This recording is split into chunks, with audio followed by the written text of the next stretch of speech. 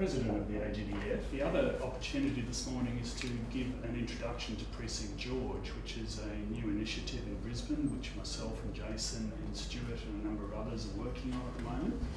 David Lane, Chairman of Thomson Asset, working with Christina at the moment. We've developed quite a degree of interest in sustainability issues, particularly as it applies in a lot of the work we're doing overseas in China and Asia, where there's significant problems.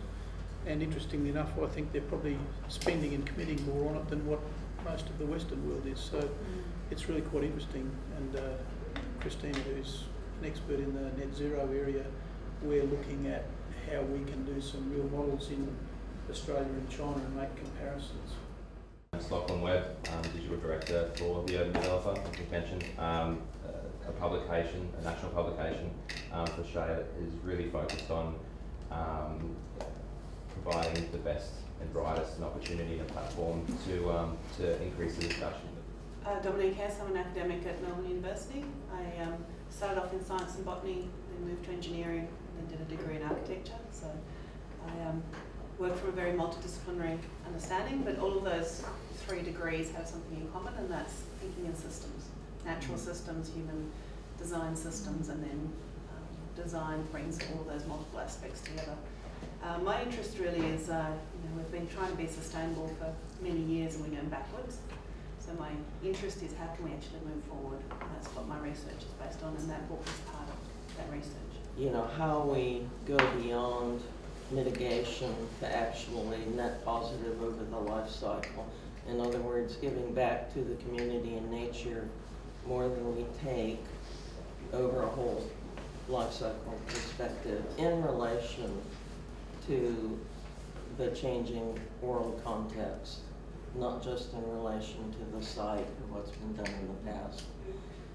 I started a course back in 2009 that was all of the positive things that humans do in the built environment to actually create net benefit. And that's what the book's about.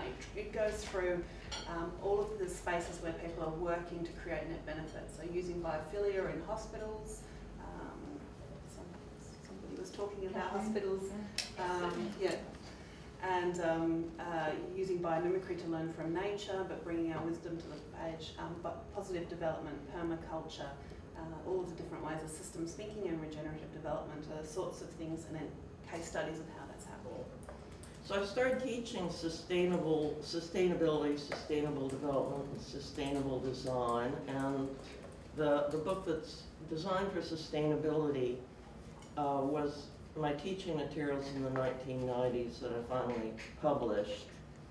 And it was about positive impacts. We should think of cities as ecosystems, and the CBD as kind of the complex engine hub where I don't think the CBD bits will ever be eco-positive, although that would be great. We do have all the surface area that we could use for greenery and ecosystem services and so forth. But we are part of a much bigger ecosystem, and if we worked as a complete ecosystem, then that would be a really interesting way to do that. The important thing, and I see that you've started to do that, is to map the flows through a site, and that's not just people and money and ideas, but also what nature flows through it, what historical issues flow through it, water, communication, any of the flows that flow through it. And then you have a flow through a site, just like the river in Seoul. That river was there before, but it was running through a pipe under the road. Has no relationship to the site. The water was taken out as quickly as possible. They daylit the river, and suddenly it becomes an incredibly alive precinct for cultural activities, and nature comes to it, and it's because that relationship's created. So don't only map the flows, but also where those relationships could be contributive to one another. And then the third thing, if we look at cities as ecosystems and we look at flows and their relationships, then we also realise that things always change. So nature, everything changes. I'd like to stay 35 for the rest of my life. It's just not going to happen.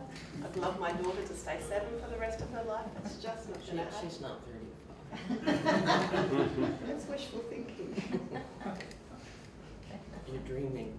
But still convincing. Yes. At 35. Yes. In my mind, I'm always going to be 35. I'll believe you.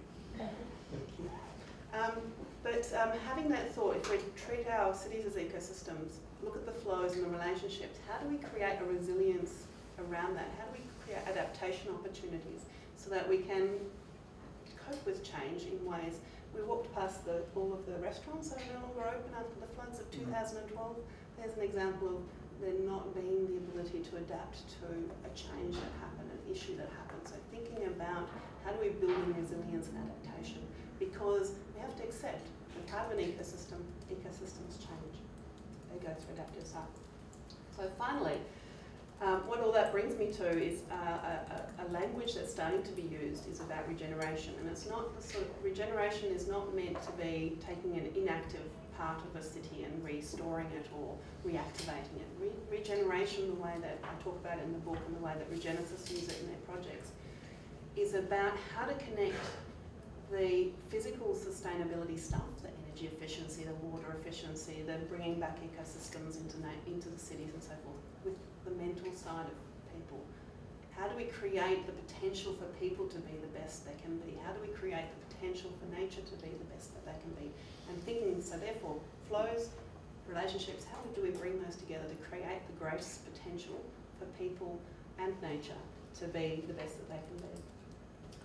And then there's the one tool that I wanted to share with you, which you might want to use, think about using for being able to map your flows, and then there are matrices that help you to map how to move those flows and those relationships from degenerative to regenerative. It's called lenses. So it's just a tool. It's the only tool that I know that operationalises regeneration. And so that's all I wanted to share with you. I hope it's been useful.